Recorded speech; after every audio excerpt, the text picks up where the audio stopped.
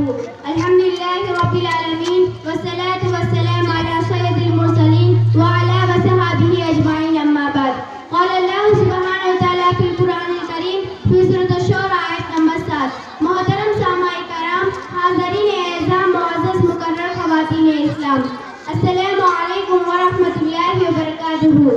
آج میں آپ حضرات کے سامنے جنت کے عنوان پر تقریر پیش کرنے کے لیے حاضر ہوئی ہوں. اللہ سبحانہ تعالیٰ سے دعا کرتی ہوں کہ اے اللہ ہمیں حق بات قرآن و حدیث کی روشنی میں کہنے کی توفیق دے، آمین.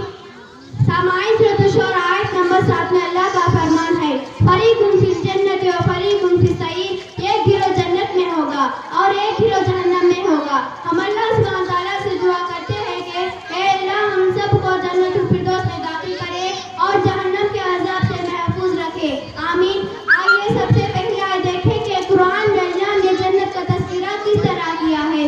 سورۃ البقرہ آیت نمبر 25 میں اللہ کا فرمان ہے، اور ایمان والوں اور نیک عمل کرنے والوں کی خوشخبری دیجیے جن کے نیچے نہریں بہہ رہی ہیں. انہیں پھلوں کا رزق دیا جائے گا اور ان کے پاس شکل پھل لے جائیں گے تو کہیں گے یہ وہی ہے جو ہمیں اس سے پہلے دیا گیا تھا. ان کے لیے پاکیزہ بیویاں ہوں گے. نیک لوگ ہمیشہ جنت میں رہنے والے ہیں. دوسری جگہ اللہ کا فرمان ہے، سورۃ الزمر آیت نمبر 73 سے 74 تک، جو لوگ اپنے رب سے ڈرتے تھے ان کی گھروں گھروں جنت کی طرف روانہ کے لیے جائیں گے، یہاں تک کہ جب جنت کے پاس آئیں گے اور دروازے کھول دیا جائے گا اور وہاں کے فرشتے ان سے کہیں گے تم پر سلام ہو، تم خوشحال رہو، تم ہمیشہ کے لیے چلے جاؤ. جنتی کہیں گے اللہ کا شکر ہے جس نے اپنا وعدہ پورا کیا اور اس زمین کا وارث بنا دیا کہ جہاں چاہے ٹھہرے. نیک لوگ ہمیشہ جنت میں رہنے والے ہیں.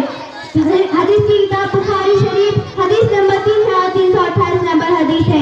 حضرت ابو ہریرہ رضی اللہ عنہ سے روایت ہے کہ رسول اللہ صلی اللہ علیہ وسلم نے فرمایا، جو سب سے پہلا جنت میں داخل ہوگا ان کی شکلیں 14ویں رات کی چاند کی طرح ہوں گی. ان کے بعد داخل ہونے والے صورت آسمان میں سب سے زیادہ چمکنے والے ستارے کی طرح ہوں گی. انہیں پیشاب پیخانہ کی ضرورت نہیں ہوگی اور وہ کلمہ اور خود سے پاک ہوں گے، اور ان کے جسم سے جو پسینہ نکلا وہ کثیری جیسے ہوگی. ان کی کوہیاں سونے کی ہوں گی.